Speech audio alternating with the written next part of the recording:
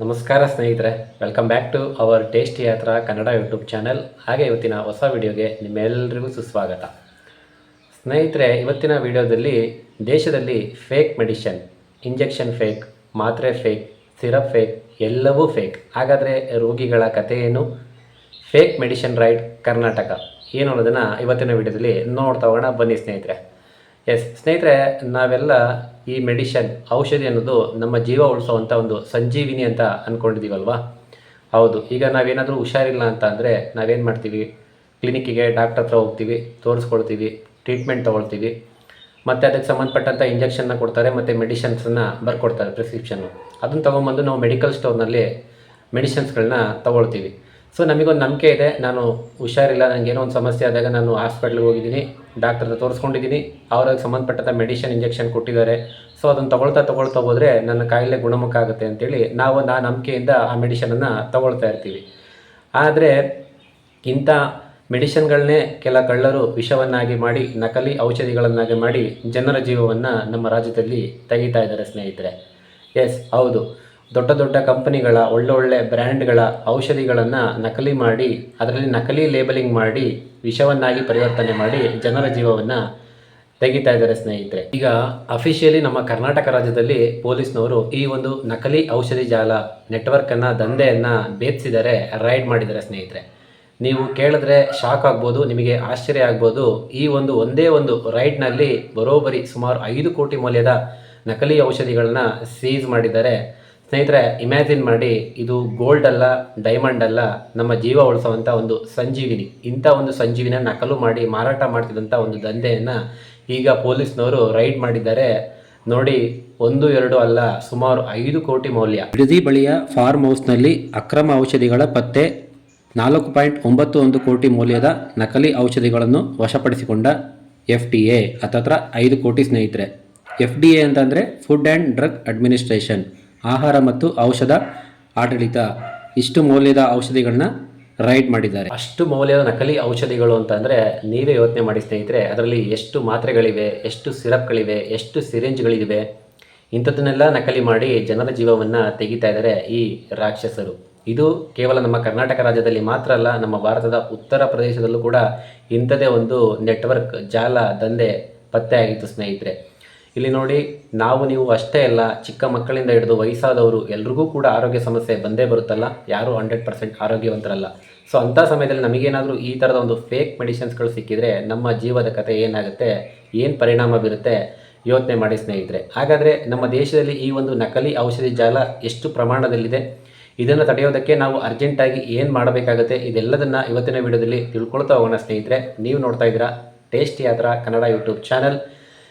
ಈ ವಿಡಿಯೋವನ್ನು ಪೂರ್ತಿಯಾಗಿ ನೋಡಿ ಸ್ನೇಹಿತರೆ. ವಿಡಿಯೋ ಇಷ್ಟ ಆದರೆ ಲೈಕು, ಕಮೆಂಟು, ಶೇರ್ ಮಾಡೋದನ್ನು ಮರಿಬೇಡಿ. ಹಾಗೆ ನೀವಿನ್ನೂ ನಮ್ಮ ಚಾನಲ್ ಸಬ್ಸ್ಕ್ರೈಬ್ ಮಾಡಿಲ್ಲ ಅಂತಂದರೆ ಈ ಕೂಡಲೇ ಸಬ್ಸ್ಕ್ರೈಬ್ ಮಾಡಿ, ಪಕ್ಕದಲ್ಲಿರೋ ಬೆಲ್ ಐಕನನ್ನು ಪ್ರೆಸ್ ಮಾಡಿ ಸ್ನೇಹಿತರೆ. ದಿನಾಂಕ ಆಗಸ್ಟ್ 18 ಮಂಗಳವಾರ, ಇದೇ 1 ವಾರಗಳ ಹಿಂದೆ ನಮ್ಮ ರಾಜ್ಯದ ಪೊಲೀಸರು ಮತ್ತು FDA ಅಧಿಕಾರಿಗಳು, ಆಹಾರ ಮತ್ತು ಔಷಧ ಆಡಳಿತ ಅಧಿಕಾರಿಗಳು ರಾಮನಗರ ಜಿಲ್ಲೆಯ ಬಿಡದಿಯ ಬಳಿಯ ಒಂದು ಫಾರ್ಮ್ ಹೌಸ್ ಮೇಲೆ ರೈಡ್ ಮಾಡಿದರು. ಏನಂತ ಅಂದರೆ, ಬಿಡದಿಯ ಫಾರ್ಮ್ ಹೌಸ್ನಲ್ಲಿ ಒಂದು ಅನುಮಾನಾಸ್ಪದ ಚಟುವಟಿಕೆ ನಡೀತಾ ಇದೆ ಅಂತೇಳಿ ಒಂದು ಸ್ಪಷ್ಟ ಮಾಹಿತಿಯನ್ನು ಆಧರಿಸಿ ಪೊಲೀಸರು ಮತ್ತು ಈ ಅಧಿಕಾರಿಗಳು ಜಂಟಿ ಕಾರ್ಯಾಚರಣೆ ನಡೆಸಿ ರೈಡನ್ನು ಮಾಡಿದ್ರು. ಅಲ್ಲಿ ಪತ್ತೆಯಾಗಿದ್ದು ಈ ನಕಲಿ ಔಷಧಿಗಳ ಕರಾಳ ಜಾಲ. ಅಲ್ಲಿ ಏನು ಮಾಡ್ತಾಯಿದ್ರು ಅಂತ ಅಂದರೆ, ಇವರು ಬೇರೆ ಹೊರ ರಾಜ್ಯಗಳಿಂದ ಅತ್ಯಂತ ಕಳಪೆ ಗುಣಮಟ್ಟದ ಔಷಧಿಗಳನ್ನ ತರಿಸ್ಕೊಂಡು, ಮತ್ತು ಎಕ್ಸ್ಪೈರ್ ಆಗಿರೋ ಚೀಪ್ ಆಗಿರೋ ಔಷಧಿಗಳನ್ನ ತರಿಸ್ಕೊಂಡು ಅದನ್ನು ಹೊಸ ಬಾಟಲ್ಗಳಿಗೆ ತುಂಬಿ ಅದಕ್ಕೆ ಫೇಕ್ ಲೇಬಲಿಂಗ್ಗಳನ್ನ ಅಂಟಿಸಿ ಮಾಡಿ ಇದನ್ನು ಪ್ಯಾಕ್ ಮಾಡ್ತಾಯಿದ್ರು. ಇಲ್ಲಿ ಇನ್ನೊಂದು ಗಮನಿಸಿ ಸ್ನೇಹಿತರೆ, ಕೇವಲ 600-700 ರೂಪಾಯಿ ಕಳಪೆ ಔಷಧಿಗಳ ಬಾಟಲ್ಗಳ ಮೇಲೆ ಸುಮಾರು 6,000 ರಿಂದ 7,000 ರೂಪಾಯಿ, ಸುಮಾರು 10 ಪಟ್ಟು ಹೆಚ್ಚು ಲಾಭ ಮಾಡಲಿಕ್ಕೋಸ್ಕರ ಈ ಒಂದು ಕಳಪೆ ಲೇಬಲ್ಗಳನ್ನ ಬಾಟಲ್ಗಳ ಮೇಲೆ ಅಂಟಿಸಿ ಇದನ್ನು ಪ್ಯಾಕ್ ಮಾಡ್ತಾಯಿದ್ರು. ಇಲ್ಲಿ ಕೇವಲ ಸಾಮಾನ್ಯ ಜ್ವರ, ಶೀತ, ಕೆಮ್ಮು ಈ ಥರದ ಸಮಸ್ಯೆಗಳಿಗೆ ಕಳಪೆ ಔಷಧಿಗಳು ಮಾತ್ರ ಮಾರಾಟ ಮಾಡ್ತಾ ಇರಲಿಲ್ಲ. ಇಲ್ಲಿ ಜನಗಳ ಜೀವ ಉಳಿಸುವ ಅತ್ಯಮೂಲ್ಯ ಔಷಧಿಗಳನ್ನು ಕೂಡ ಫೇಕ್ ಮಾಡಿ, ಲೇಬಲಿಂಗ್ ಮಾಡಿ ಸೇಲ್ ಮಾಡ್ತಾಯಿದ್ರು, ಪ್ಯಾಕಿಂಗ್ ಮಾಡ್ತಾಯಿದ್ರು.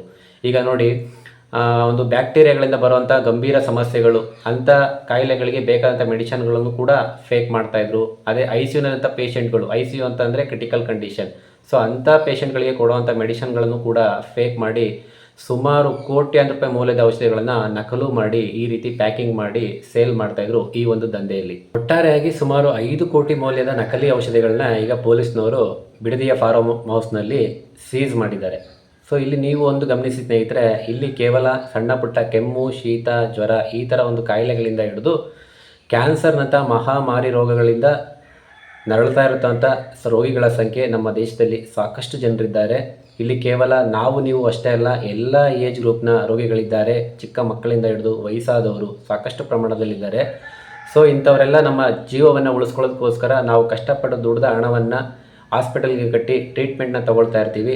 ಸೊ ಇಂಥ ಸಮಯದಲ್ಲಿ ಈ ಥರ ಒಂದು ಫೇಕ್ ಮೆಡಿಸಿನ್ಸ್ಗಳು ನಮ್ಮ ದೇಹಕ್ಕೆ ಸೇರಿದರೆ ನಮ್ಮ ಜೀವದ ಕತೆ ಏನಾಗುತ್ತೆ, ನಮ್ಮ ಜೀವದ ಮೇಲೆ ಏನು ಪರಿಣಾಮ ಬೀರುತ್ತೆ, ನಮ್ಮ ಪ್ರಾಣವೇ ಹೋಗುವಂಥ ಪರಿಸ್ಥಿತಿ ಬರುತ್ತೆ. ಈ ಥರ ಒಂದು ನಕಲಿ ಫೇಕ್ ಔಷಧಿಗಳನ್ನ ಮಾರಾಟ ಮಾಡಿ ನಮ್ಮ ಜೀವವನ್ನು ತೆಗಿತಾ ಇದ್ದಾರೆ ಈ ಮಹಾ ರಾಕ್ಷಸರು. ಹಾಗಾದರೆ ಇವರು ಯಾವ ಥರದ ರಾಕ್ಷಸರು ನೀವೇ ಹೇಳಿ ಸ್ನೇಹಿತರೆ. ಅದಕ್ಕೆ ಈ ಒಂದು ಪ್ರಕರಣಕ್ಕೆ ಸಂಬಂಧಿಸಿದಂತೆ ಪ್ರಭುದೇವಗೌಡ, ತೇಜಸ್ಸು, ನವೀನ್, ವೆಂಕಟೇಶ್ ಈ ರೀತಿ 4 ಪೊಲೀಸರು ಬಂಧಿಸಿದ್ದಾರೆ. ಈ ಮಾಫಿಯಾದ ಕಿಂಗ್ ಪಿನ್ ಪ್ರಶಾಂತ್ ಅನ್ನೋನು ದುಬೈಯಲ್ಲಿ ಕೂತ್ಕೊಂಡಿದ್ದಾನೆ. ಸೊ ಅವನನ್ನು ಈಗ ಹಿಡಿಯೋದಕ್ಕೆ ಪೊಲೀಸರು ಬಲೆ ಬೀಸಿದ್ದಾರೆ ಅಂತೇಳಿ ನಮ್ಮ home minister Priyanka Kharge react ಮಾಡಿದ್ದಾರೆ, ಪ್ರತಿಕ್ರಿಯೆ ಮಾಡಿದ್ದಾರೆ. ನಿಜವಾಗ್ಲೂ ಇದು ಸೀರಿಯಸ್ ಕೇಸ್ ಅಲ್ವಾ? ಹೌದು, ಸೀರಿಯಸ್ ಕೇಸೇ. ಮತ್ತು ಈ ಹೇಳಬೇಕು ಅಂತಂದರೆ ಈ ಬಿಡದಿಯ ಫಾರ್ಮ್ ಹೌಸು ಸಿದ್ದಯ್ಯ ಅನ್ನೋ ವ್ಯಕ್ತಿಗೆ ಸೇರಿರುವಂಥದ್ದು. ಇದನ್ನು ಈ ದುಬೈಯಲ್ಲಿರೋ ಕೂತ್ಕೊಂಡಿದ್ದಾನಲ್ಲ ಈ ಮಾಫಿಯಾ ಕಿಂಗ್ ಪಿನ್ನು ಪ್ರಶಾಂತ್ ಅನ್ನೋನು ಲೀಸ್ಗೆ ತೊಗೊಂಡಿದ್ದಂತೆ. ಸೊ ಈ ಪ್ರಶಾಂತ್ನ ಸಂಬಂಧಿ ತೇಜಸ್ಸು ಇವನು ಇದನ್ನು ಈ ಒಂದು ಕರಾಳ ದಂಧೆ ನಕಲಿ ಔಷಧಿ ಮಾಫಿಯಾನ ನಡ್ಸ್ಕೊಂಡು ಹೋಗ್ತಿದ್ದ ಅಂತ ಒಂದು ಮಾಹಿತಿ ಇದೆ. ಈಗ ಈ ನಕಲಿ ಔಷಧಿಗಳ ಜಾಲ ತಳಮಟ್ಟ ಬೇರು ಬುಡ ಸಮೇತ ಎಲ್ಲಿದೆ ಅಂತೇಳಿ ಹಿಡಿಯೋದಕ್ಕೆ ಕರ್ನಾಟಕ ಸರ್ಕಾರ SIT ಸ್ಪೆಷಲ್ ಇನ್ವೆಸ್ಟಿಗೇಷನ್ ಟೀಮ್ ವಿಶೇಷ ತನಿಖಾ ತಂಡವನ್ನು ರಚಿಸೋದಕ್ಕೆ ಮುಂದಾಗಿದೆ. ಇದನ್ನು ನಾವು ಬಿಡೋದಿಲ್ಲ, ಬೇರು ಬುಡಕ್ಕೆ ಕೈ ಹಾಕಿ ಹಿಡಿತೀವಿ ಅಂತೇಳಿ ನಮ್ಮ ಆರೋಗ್ಯ ಸಚಿವರಾದ UT ಖಾದರ್ ಅವರು ಕೂಡ ಒಂದು ಭರವಸೆನೇ ಕೊಟ್ಟಿದ್ದಾರೆ. ಅಷ್ಟೇ ಅಲ್ಲ, ಈ ನಕಲಿ ಔಷಧಿ ಜಾಲ ಪತ್ತೆ ಮಾಡಿ ಹಿಡ್ಕೊಟ್ಟವ್ರಿಗೆ ಕರ್ನಾಟಕ ಸರ್ಕಾರದಿಂದ 10,000ರಿಂದ 50,000ಗೆ ಬಹುಮಾನ ಘೋಷಣೆ ಮಾಡಬೇಕು ಅಂತೇಳಿ ಈ ಒಂದು ಪ್ಲ್ಯಾನನ್ನು ಕೂಡ ಸರ್ಕಾರ ಈಗ ಮಾಡ್ತಾ ಇದೆ. ಸ್ನೇಹಿತರೆ, ಈ ಒಂದು ಇನ್ಸಿಡೆಂಟು ಕೇವಲ ನಮ್ಮ ಇಂಡಿಯಾ ಅಂತಲ್ಲ, ಇಡೀ ಜಗತ್ತಲ್ಲೇ ಆವರಿಸ್ಕೊಂಡಿದೆ. ಅದರಲ್ಲೂ ಈ ಅಭಿವೃದ್ಧಿಶೀಲ ಹೊಂದಿರೋ ರಾಷ್ಟ್ರ ನಮ್ಮ ಭಾರತದಲ್ಲಿ ಹೆಚ್ಚಾಗಿ ಆವರಿಸ್ಕೊಂಡಿದೆ. ರೀಸೆಂಟಾಗಿ 20ನೇ ತಾರೀಕು ಇದೆ, ಆಗಸ್ಟ್ 20ನೇ ತಾರೀಕು ನಮ್ಮ ಉತ್ತರ ಪ್ರದೇಶದಲ್ಲೂ ಕೂಡ ಲಖನೌ, ಆಗ್ರಾ, ಗೋಂಡಾ ಈ ಎಲ್ಲ ಪ್ರದೇಶಗಳಲ್ಲಿ ಅಧಿಕಾರಿಗಳು ರೈಡ್ ಮಾಡಿದ್ರು. ಅಲ್ಲೂ ಕೂಡ ಸುಮಾರು 5 ಕೋಟಿ ಮೌಲ್ಯದ ನಕಲಿ ಔಷಧಿಗಳ ಜಾಲ ಈ ಒಂದು ನೆಟ್ವರ್ಕ್ ಪತ್ತೆಯಾಗಿದೆ. ಇನ್ನು ಈ UP ಮಾಫಿಯಾ ಉತ್ತರ ಪ್ರದೇಶದ ಈ ಒಂದು ಕರಾಳ ದಂಧೆ ಫುಲ್ ಅಡ್ವಾನ್ಸ್ಡ್ ಆಗಿತ್ತಂತೆ. ಇಲ್ಲಿ ಕೇವಲ ಆ್ಯಂಟಿಬಯೋಟಿಕ್ಸ್ ಮೆಡಿಸಿನ್ಗಳು ಮತ್ತು ICU ಇಂಜೆಕ್ಷನ್ಗಳನ್ನ ಫೇಕ್ ಮಾಡ್ತಿದ್ರು. ಅಷ್ಟೇ ಅಲ್ಲ, ಬಿಲ್ಲಿಂಗ್ ಸಾಫ್ಟ್ವೇರ್ಗಳನ್ನ ಕೂಡ ಇವರು ತಿರ್ಚಿದ್ರಂತೆ. ಅಂದರೆ ಇನ್ನೂ ಡೆಲಿವರಿ ಆಗದಿರೋಂಥ ಮೆಡಿಷನ್ಗಳನ್ನ ಆ ಫೇಕ್ ಬಿಲ್ಗಳನ್ನ ಸೃಷ್ಟಿ ಮಾಡಿ ಒರಿಜಿನಲ್ ಸಿಸ್ಟಮ್ ಒಳಗೆ ಸೇರಿಸಿ ಈ ಫೇಕ್ ಮೆಡಿಷನ್ಗಳನ್ನ ತೋರಿಸಿದಂತೆ. ಇಷ್ಟರ ಮಟ್ಟಿಗೆ ಅಡ್ವಾನ್ಸ್ಡ್ ಆಗಿತ್ತಂತೆ ಈ ಒಂದು UP ಮಾಫಿಯಾ. ನಮ್ಮ ರಾಷ್ಟ್ರದ ರಾಜಧಾನಿ ಡೆಲ್ಲಿಲೂ ಕೂಡ ಇಂಥದ್ದೇ ಒಂದು ದಂಧೆ ಪ್ಯಾನ್ ಇಂಡಿಯಾ ಗ್ಯಾಂಗ್ನ ಬಂಧಿಸಲಾಗಿತ್ತು. ಅಲ್ಲಿ ಏನು ಮಾಡ್ತಾಯಿದ್ರು ಅಂದರೆ ಈ ಕ್ಯಾನ್ಸರ್ನಂಥ ಪ್ರಮುಖ ರೋಗಗಳ ಮೆಡಿಷನ್ಗಳನ್ನ ಫೇಕ್ ಮಾಡಿ ಸೇಲ್ ಮಾಡ್ತಾಯಿದ್ರು ಸ್ನೇಹಿತರೆ. ಅಂದರೆ ಇದೊಂದು ರೀತಿಲಿ ಕೊಲೆನೇ ಅಲ್ವಾ, ಇದು ಕೊಲೆ ಅಪರಾಧನೇ. ಕೊಲೆ ಅಂತ ಅಂದರೆ ಕೇವಲ ಒಬ್ರಿಗೊಬ್ರು ಘರ್ಷಣೆ ಆಗಿ ಏನೋ ದುಡ್ಡಿನ ಲಾಭಕ್ಕೋಸ್ಕರ ನೇರವಾಗಿ ಆಗುವಂಥದ್ದಲ್ಲ. ಸೊ ಈ ರೀತಿಯೂ ಕೂಡ ಇದು ಕೂಡ ಒಂದು ರೀತಿಲಿ ಕೊಲೆನೇ. ಈ ರೀತಿ ವಿಷ ತಿನ್ನಿಸಿ ಜನಗಳ ಪ್ರಾಣವನ್ನು ತೆಗೆಯುವಂಥದ್ದು ಕೊಲೆ ಅಪರಾಧನೇ. ಯಾರು ಏನಾದರೂ ಆಗಲಿ ನಾನು ಬದುಕಬೇಕು, ದುಡ್ಡು ಮಾಡಬೇಕು ಅಂತೇಳಿ ಇಂಥ ಒಂದು ನೀಚ ಕೃತ್ಯ ಮಾಡ್ತಾರಲ್ಲ ಈ ರಾಕ್ಷಸರು, ಇವರು ಕೊಲೆ ಅಪರಾಧಿಗಳೇ. ಸೊ ಇಲ್ಲೂ ಕೂಡ ಸುಮಾರು 12ಕ್ಕೂ ಹೆಚ್ಚು ಜನರನ್ನು ಬಂಧಿಸಲಾಗಿದೆ ಅಂತ ಹೇಳ್ತಾ ಇದ್ದಾರೆ ಇಲ್ಲಿ ಡೆಲ್ಲಿಯಲ್ಲಿ. ಈಗ ವಾಪಸ್ಸು ನಮ್ಮ ಕರ್ನಾಟಕ ರಾಜ್ಯ ಬಳ್ಳಾರಿ ಜಿಲ್ಲೆಗೆ ಬನ್ನಿ. ಸೊ ಅಲ್ಲೂ ಕೂಡ ಇದೇ 2 ವರ್ಷಗಳ ಹಿಂದೆ 2024ರಲ್ಲಿ ಒಂದೇ ಹಾಸ್ಪಿಟ್ಲಲ್ಲಿ 5 ಬಾಣಂತಿಯರ ಸರಣಿ ಸಾವು. ನೋಡಿ, ಇದಕ್ಕೆ ಕಾರಣ ಕಳಪೆ ಗುಣಮಟ್ಟದ ಔಷಧಿ ಅಂತೇಳಿ ಆಮೇಲೆ ಗೊತ್ತಾಗಿದ್ದು. ಸೊ ಈ ರೀತಿಯಾಗಿ ಇದು 2013ರಲ್ಲಿ associate of chambers of commerce and ಇಂಡಸ್ಟ್ರಿಯ ಒಂದು ವರದಿ ಪ್ರಕಾರ ಭಾರತದಲ್ಲಿ ಸೇಲ್ ಆಗೋ ಮೆಡಿಷನ್ಗಳಲ್ಲಿ 25% ಮೆಡಿಷನ್ ಕಳಪೆ ಗುಣಮಟ್ಟದ್ದು ಫೇಕ್ ಅಂತೇಳಿ ಒಂದು ವರದಿ ಇದೆ ಸ್ನೇಹಿತರೆ. ಈಗ ಈ ಒಂದು ನಕಲಿ ಔಷಧಿ ಸಮಸ್ಯೆ ಇಡೀ ದೇಶವ್ಯಾಪಿ ಅಪ್ಕೊಂಡಿದೆ, ಸಮಸ್ಯೆಯಾಗಿ ಕಾಡ್ತಾ ಇದೆ. ಸ್ನೇಹಿತರೆ, ಈ ನಕಲಿ ಔಷಧಿ ನಮ್ಮ ದೇಹವನ್ನು 4 ರೀತಿಯಲ್ಲಿ ಡ್ಯಾಮೇಜ್ ಮಾಡುತ್ತೆ. ಅದು ಹೇಗೆ ಅಂತ ಎಕ್ಸ್ಪ್ಲೇನ್ ಮಾಡ್ತೀನಿ. ಅದಕ್ಕೂ ಮುಂಚೆ ನಾನು ನಿಮಗೆ ಒಂದು ಸಲಹೆ ಕೊಡೋಕ್ಕೆ ಬಯಸ್ತೀನಿ ಸ್ನೇಹಿತರೆ. ನಾವು ಎಂಥದೇ ಒಂದು ಒಳ್ಳೆ ಗುಡ್ ಲೈಫ್ ಸ್ಟೈಲ್ನ ಲೀಡ್ ಮಾಡಿದ್ರೂ ಕೂಡ ಈ ಅನಾರೋಗ್ಯ ಅನ್ನೋದು ಅನ್ಎಕ್ಸ್ಪೆಕ್ಟೆಡ್ ಅಲ್ವಾ. ಯಾವ ಕಾಯಿಲೆ ಯಾವಾಗ ಬೇಕಾದರೂ ಬರ್ಬೋದು. ಹಾಗಾಗಿ ನಾವೆಲ್ಲರೂ ಕೂಡ health insurance, family health insurance ಮಾಡಿಸೋದು ಇಂದಿನ ಕಾಲದ ಅನಿವಾರ್ಯತೆ ಆಗಿದೆ. ಸೊ ನೀವೆಲ್ಲರೂ ಕೂಡ ತಪ್ಪದೆ ಫ್ಯಾಮಿಲಿ ಹೆಲ್ತ್ ಇನ್ಶೂರೆನ್ಸ್ನ ಮಾಡಿಸಿ. ಮಾರ್ಕೆಟ್ನಲ್ಲಿ ಸಾಕಷ್ಟು ಪಾಲಿಸಿಗಳಿವೆ. ಯಾವುದನ್ನು ಮಾಡಿಸ್ಬೇಕು ಅಂತ ಯೋಚನೆ ಮಾಡ್ತಿದ್ರೆ ನೋಡಿ, ನಿಮಗೆ ಕೇವಲ ಕಡಿಮೆ ಪ್ರೀಮಿಯಮಿಂದ ಹಿಡಿದು ಲಕ್ಷಾಂತರ ರೂಪಾಯಿ ಕವರೇಜ್ ಕೊಡುವಂಥ ಇನ್ಶೂರೆನ್ಸ್, ಬೆಸ್ಟ್ ಇನ್ಶೂರೆನ್ಸ್ ಪಾಲಿಸಿಗಳು ಸಾಕಷ್ಟಿವೆ.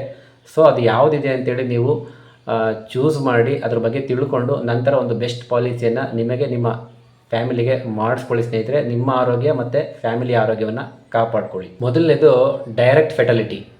ಏನು ಡ್ಯಾಮೇಜ್ ಆಗುತ್ತೆ ಅಂತ ಹೇಳಿದ್ನಲ್ಲ ಈ ನಕಲಿ ಔಷಧಿಯಿಂದ, ಅದರಲ್ಲಿ ಮೊದಲನೇದು ಡೈರೆಕ್ಟ್ ಫೆಟಲಿಟಿ, ನೇರ ಸಾವು ಉಂಟಾಗ್ಬೋದು. ಈಗ ನೋಡಿ, ICUನಲ್ಲಿರ್ತಕ್ಕಂಥ ಪೇಷಂಟ್ಗಳಿಗೆ ಅವರ ಒಂದು ಇನ್ಫೆಕ್ಷನ್ನ ಕಡಿಮೆ ಮಾಡಲಿಕ್ಕೆ ಆ್ಯಂಟಿಬಯೋಟಿಕ್ಸ್ನ ಕೊಡಲಾಗುತ್ತೆ. ಸೊ ಅದೇನಾದರೂ ಫೇಕ್ ಮೆಡಿಷನ್ ಆಗಿದ್ದರೆ, ಕೆಮಿಕಲ್ ಆಗಿದ್ದರೆ, ಆ ಒಂದು ಇನ್ಫೆಕ್ಷನ್ ಇಡೀ ದೇಹದ ಪೂರ್ತಿ ಬ್ಲಡ್ನಲ್ಲಿ ಸೇರಿಕೊಂಡು ಸೊ ಆ ಟೈಮಲ್ಲಿ ರೋಗಿಯ ಪ್ರಾಣ ಇಮಿಡಿಯೇಟಾಗಿ ಹೋಗ್ಬೋದು. ಅಥವಾ ಒಂದು ವೇಳೆ ಪ್ರಾಣ ಹೋಗಿಲ್ಲ ಅಂದರೂ ಕೂಡ ಅವರ ಅಂಗಾಂಗ ವೈಫಲ್ಯತೆ ಉಂಟಾಗುತ್ತೆ. ಅವರ ಮೇಯ್ನ್ ಆರ್ಗನ್ ಆದಂಥ ಕಿಡ್ನಿ, ಲಿವರ್, ಹಾರ್ಟ್ ಇದೆಲ್ಲ ಕೂಡ ಡ್ಯಾಮೇಜ್ ಆಗ್ತಾ ಹೋಗುತ್ತೆ. ಮತ್ತು ಬ್ರೈನ್ಗೂ ಕೂಡ ಎಫೆಕ್ಟ್ ಆಗ್ಬೋದು. ಈ ಥರ ಸಮಸ್ಯೆ ನಾವು ಕೇಳಿದ್ದೀವಲ್ವಾ, ಸಾಕಷ್ಟು ಜನ ಅಂಗಾಂಗ ವೈಫಲ್ಯದಿಂದ ತೀರೋದ್ರು, ಮರಣ ಹೊಂದ್ರು ಅಂತ ಹೇಳ್ತಿರ್ತಾರಲ್ಲ, ಈ ಒಂದು ಸಮಸ್ಯೆಯಿಂದನೂ ಇವೆಲ್ಲ ಆಗುವಂಥ ಚಾನ್ಸಸ್ ಇರುತ್ತೆ. ಎರಡನೇದು, ಈ ಒಂದು ಮೆಡಿಷನ್ ರೆಡಿ ಮಾಡ್ತಿರಲ್ಲ ಅದರಲ್ಲಿ ಮಿಕ್ಸ್ ಆಗುವಂಥ ಕೆಮಿಕಲ್ಲು 1 ನಾನೋಗ್ರಾಮ್ ವ್ಯತ್ಯಾಸ ಕೂಡ ಆಗಬಾರ್ದು. ಯಾಕಂದರೆ ಕೆಮಿಕಲ್ಲು ವಿಷ ಅಲ್ವಾ, ಸ್ವಲ್ಪ ವ್ಯತ್ಯಾಸ ಆ ಕಡೆ ಈ ಕಡೆ ಆದರೂ ಕೂಡ ಮನುಷ್ಯನ ದೇಹದ ಮೇಲೆ ದೊಡ್ಡದಾಗಿ ರಿಯಾಕ್ಟ್ ಮಾಡುತ್ತೆ. ಜೊತೆಗೆ ಸೈಲೆಂಟ್ ಕಿಲ್ಲರ್ ಆಗಿ ಕೆಲಸ ಮಾಡುತ್ತೆ, ಮನುಷ್ಯನ ಇಡೀ ದೇಹವನ್ನೇ ಕರಗಿಸ್ಬಿಡುತ್ತೆ. ಫಾರ್ ಎಕ್ಸಾಂಪಲ್ ನೋಡಿ, BP ಶುಗರ್ ಇರೋಂಥ ಒಂದು ಪೇಷಂಟ್ಗಳು ಅವರು ಡೈಲಿ ಟ್ಯಾಬ್ಲೆಟ್ಸ್ಗಳನ್ನ ತೊಗೋಬೇಕಾಗುತ್ತೆ. ಸೊ ಆ ಟ್ಯಾಬ್ಲೆಟೇ ಫೇಕ್ ಆಗಿದ್ದರೆ, ಫೇಕ್ ಮೆಡಿಸಿನ್ಸ್ ಆಗಿದ್ದರೆ ಅವ್ರಿಗೇನು ಗೊತ್ತಿರುತ್ತೆ, ಪಾಪ ಡೈಲಿ ತೊಗೊಳ್ತಾ ಇದ್ದೀನಿ ಅನ್ನೋ ಒಂದು ಸಮಾಧಾನದಲ್ಲಿ ಇರ್ತಾರೆ. ಆದರೆ ಕಡೆಗೆ ಒಂದು ದಿವಸ BP ಶುಗರು ಸ್ಪೈಕ್ ಆಗಿ ಅವರ ಜೀವನೇ ಹೋಗ್ಬೋದು. ಇನ್ನು ಮೂರನೇದು, ಅತ್ಯಂತ ಅಪಾಯಕಾರಿ, ಕಳಪೆ ಗುಣಮಟ್ಟದ ಕಡಿಮೆ ಡೋಸ್ ಇರುವಂಥ ನಕಲಿ ಮಾತ್ರೆಗಳನ್ನ ನಾವು ಸೇವಿಸಿದಾಗ ನಮ್ಮ ದೇಹದಲ್ಲಿರೋ ಬ್ಯಾಕ್ಟೀರಿಯಾಗಳು ಸಂಪೂರ್ಣವಾಗಿ ಸಾಯಲ್ಲ. ಬದಲಾಗಿ ಈ ಬ್ಯಾಕ್ಟೀರಿಯಾಗಳು ಈ ಕಳಪೆ ಔಷಧಿಗಳ ಜೊತೆ ಸೇರಿಕೊಂಡು ಇಡೀ ನಮ್ಮ ದೇಹವನ್ನು ಆವರಿಸ್ಕೊಂಡು ರೂಪಾಂತರಗೊಂಡು ಸ್ಲೀಪರ್ ಬಗ್ಗಾಗಿ ಸ್ಲೋ ಆಗಿ ನಮ್ಮನ್ನು ಕೊಲ್ತಾ ಬರ್ತವೆ. ಸೊ ಮತ್ತೆ ನಾವು ಮುಂದೆ ಪ್ರಾಪರ್ ಮೆಡಿಷನ್ ತೊಗೊಂಡ್ರೂ ಕೂಡ ಈ ರೋಗಾಣುಗಳು ಸಾಯೋದಿಲ್ಲ, ಸರಿಯಾಗಿ ಕೆಲಸನ ಮಾಡೋದಿಲ್ಲ.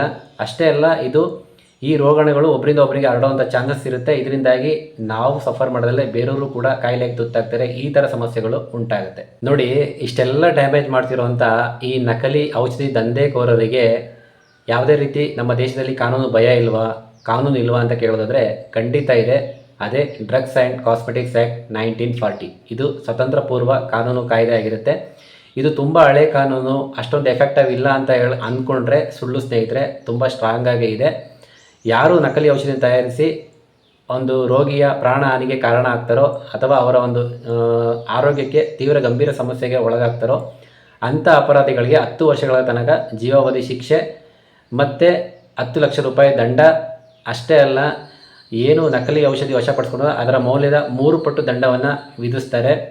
ಮತ್ತು ಪ್ರಾಣಹಾನಿ ಆಗಿಲ್ಲ ಅಂದರೂ ಕೂಡ ಕೇಸ್ ಪ್ರೂವ್ ಆದರೆ, ಈ ನಕಲಿ ಔಷಧಿ ತಯಾರಿ ಮಾಡ್ತಿದ್ದಾರೆ ಅಂತೇಳಿ ಕೇಸ್ ಪ್ರೂವ್ ಆದರೆ ಅಂಥ ಅಪರಾಧಿಗೆ 7 ವರ್ಷಗಳ ಕಾಲ ಜೀವಾವಧಿ ಶಿಕ್ಷೆನೂ ಕೂಡ ಕೊಡ್ಬೋದು. ಮತ್ತೀಗ ನೀವು ಕೇಳ್ಬೋದು, ಇಷ್ಟೆಲ್ಲ ಕಾನೂನು ಇದ್ರೂ ಕೂಡ ಯಾಕೆ ಈ ದಂಧೆ ನಡೀತಾ ಇದೆ, ಇದರಿಂದ ಇವರೆಲ್ಲ ಹೇಗೆ ಬಚಾವಾಗ್ತಾ ಇದ್ದಾರೆ ಅಂತ ಕೇಳೋದಾದರೆ ಇದಕ್ಕೆ ಕಾರಣ ನಮ್ಮ ಸಿಸ್ಟಮ್ಮೇ. ನೋಡಿ, ಒಂದು ಫೇಕ್ ಮೆಡಿಸಿನ್ ಕೇಸ್ ಪ್ರೂವ್ ಆಗಬೇಕು ಅಂತಂದರೆ ಒಂದು ಮಾತ್ರೆನ ಸ್ಯಾಂಪಲ್ ತಗೊಂಡು ಅದನ್ನು ಲ್ಯಾಬಿಗೆ ಕಳಿಸ್ಬೇಕು. ಅದು ರಿಪೋರ್ಟ್ ಬರೋ ತನಕ ವೆಯ್ಟ್ ಮಾಡಬೇಕು. ರಿಪೋರ್ಟ್ ಬಂದ ಮೇಲೆ ಇನ್ವೆಸ್ಟಿಗೇಷನ್ ಆಗಬೇಕು. ಇಂಥದೇ ವ್ಯಕ್ತಿ ಮಾಡಿದ್ದಾರೆ ಅಂತ ಪ್ರೂವ್ ಆಗೋದಕ್ಕೆ, ಈ ಒಂದು ತನಿಖೆ ಆಗೋದಕ್ಕೆ ಸಾಕಷ್ಟು ವಿಳಂಬ ಆಗುತ್ತೆ. ಈ ಒಂದು ಸಿಸ್ಟಮ್ ಸ್ಲೋ ಇರೋದ್ರಿಂದ, ಈ ಒಂದು ತನಿಖೆ ವಿಳಂಬ ಆಗೋದ್ರಿಂದ ಈ ಒಂದು ಸಮಸ್ಯೆ ಹೆಚ್ಚಾಗ್ತಾ ಇದೆ. ಅಷ್ಟೇ ಅಲ್ಲ, ಈ ಒಂದು ಕೇಸ್ ಬಿದ್ದೋಗ್ಬೋದು, ಸ್ಲೋ ಆಗ್ಬೋದು, ಮತ್ತು ಸಾಕ್ಷಿನೂ ಕೂಡ ಇಲ್ದಂಗೆ ಆಗುತ್ತೆ. ಮತ್ತು ಈ ಒಂದು ಕೇಸ್ ಸಾಬೀತಾದರೂ ಕೂಡ ಬೇಲ್ ಸಿಕ್ಬಿಡುತ್ತೆ. ಅಷ್ಟೇ ಅಲ್ಲ ಸ್ನೇಹಿತರೆ, ನಮ್ಮ ದೇಶದಲ್ಲಿ ಡ್ರಗ್ ಇನ್ಸ್ಪೆಕ್ಟರ್ ಕೊರತೆ ತುಂಬ ಇದೆ. ಹಾಗಾಗಿ ಈ ದಂಧೆ ಇನ್ನೂ ಕೂಡ ನಡೀತಾ ಇದೆ. ನೋಡಿ, ನಮ್ಮ ಭಾರತದಲ್ಲಿ 10.5 ಸಾವಿರ 10.5 ಸಾವಿರ ಡ್ರಗ್ ಮ್ಯಾನುಫ್ಯಾಕ್ಚರಿಂಗ್ ಯೂನಿಟ್ಗಳಿವೆ. ಭಾರತಕ್ಕೆ ಬೇಕಾಗಿರೋದು 3,000 ಡ್ರಗ್ ಇನ್ಸ್ಪೆಕ್ಟರ್ಗಳು ಬೇಕಾಗುತ್ತೆ.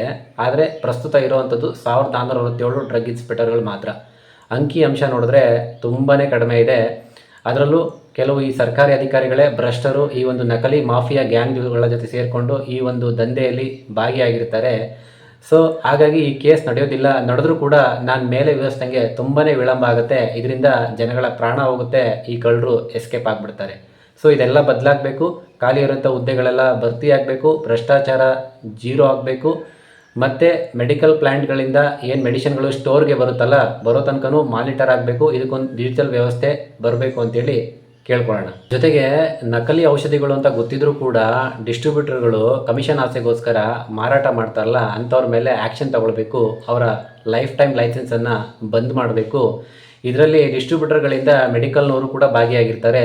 ಅವರು ಕೂಡ ಈ ಒಂದು ನಕಲಿ ಔಷಧಿಗಳನ್ನ ಮಾರಾಟ ಮಾಡ್ತಿರ್ತಾರೆ ಅವರ ಮೇಲೂ ಕೂಡ ಆ್ಯಕ್ಷನ್ ತಗೊಳ್ಬೇಕು. ಅವರ ಒಂದು ಲೈಸೆನ್ಸನ್ನು ಬಂದ್ ಮಾಡಬೇಕು. ಈ ಬಿಸ್ನೆಸ್ಸಿಂದ ಆಚೆ ಆಗಬೇಕು. ಈ ಎಲ್ಲ ಆ್ಯಕ್ಷನ್ ತೊಗೊಂಡ್ರೇ ಈ ಒಂದು ನಕಲಿ ದಂಧೆ ಮಾಫಿಯಾನ ಕಂಟ್ರೋಲ್ ಮಾಡೋಕ್ಕೆ ಸಾಧ್ಯ. ಇಲ್ಲಾಂದರೆ ತುಂಬಾ ಕಷ್ಟ ಆಗುತ್ತೆ. ಜನಗಳಿಗೆ ಏನು ಗೊತ್ತಿರುತ್ತೆ ಪಾಪ, ದುಬಾರಿ ದುಡ್ಡನ್ನು ಕೊಟ್ಟು ಮೆಡಿಷನ್ನ ತೊಗೊಂಡ್ಬಂದು ತೊಗೊಳ್ತಾ ಇರ್ತಾರೆ. ಅವರೇನು ಮಾತ್ರೆಯನ್ನು ಮೆಡಿಷನನ್ನು ಲ್ಯಾಬ್ಗೆ ತೊಗೊಂಡೋಗಿ ಟೆಸ್ಟ್ ಮಾಡಿ ನೋಡ್ತಾರಾ ಇದರಲ್ಲೇನು ಯಾವ ಥರ ಯಾವ ಕೆಮಿಕಲ್ ಇದೆ ಅಂತೇಳಿ? ಇಲ್ಲ ಅಲ್ವಾ? ಇದರಿಂದ ತುಂಬ ಕಷ್ಟ ಆಗುತ್ತೆ ಜನರಿಗೆ. ಸರ್ಕಾರ ಇದ್ರ ಬಗ್ಗೆ ಗಮನ ಹರಿಸಲೇಬೇಕು. ನೋಡಿ ಸ್ನೇಹಿತರೆ, ಇಷ್ಟೆಲ್ಲ ಸಮಸ್ಯೆ ಇದೆ, ನಾನು ಏನು ಮಾಡ್ಬೋದು ಅಂತ ನೀವು ಕೇಳೋದಾದರೆ ನಾನು ನಿಮಗೆ ಒಂದು ಸಜೆಷನ್ ಕೊಡಬಲ್ಲೆ. ಏನಂತಂದರೆ, ನಿಮಗೆ ಗೊತ್ತಿರೋವಂಥ ರೆಪ್ಯೂಟೆಡ್ ಅಥರೈಸ್ಡ್ ಮೆಡಿಕಲ್ ಸ್ಟೋರ್ ಆ ಕಡೆ ಹೋಗ್ಬಿಟ್ಟು ನೀವು ಈ ಮೆಡಿಷನ್ಗಳನ್ನ ಪರ್ಚೇಸ್ ಮಾಡಿ. ನಾನು ಇಂಥದ್ದೇ ಸ್ಟೋರ್ ಅಂತ ಎಲ್ಲ ಹೇಳಲಿಕ್ಕೆ ಹೋಗಲ್ಲ. ರೆಪ್ಯೂಟೆಡ್ ಇರೋವಂಥ ಅಥರೈಸ್ಡ್ ಮೆಡಿಕಲ್ ಸ್ಟೋರ್ಗಳಲ್ಲಿ ಈ ಒಂದು ಮೆಡಿಸಿನ್ಗಳನ್ನ ಪರ್ಚೇಸ್ ಮಾಡೋದು ಬೆಟರು. ಅದು ಆನ್ಲೈನ್ ಪ್ಲಾಟ್ಫಾರ್ಮ್ ಅಥವಾ ಆಫ್ಲೈನ್ ಪ್ಲಾಟ್ಫಾರ್ಮ್ ಯಾವುದಾದ್ರೂ ಆಗಿರ್ಬೋದು. ನಾನು ಇಂಥದ್ದೇ ಅಂತೇಳಿ ನಿಮಗೆ ಪ್ರೆಫರ್ ಮಾಡೋದಿಲ್ಲ, ಅದು ನಿಮಗೆ ಗೊತ್ತಿರುತ್ತೆ ಅಲ್ವಾ.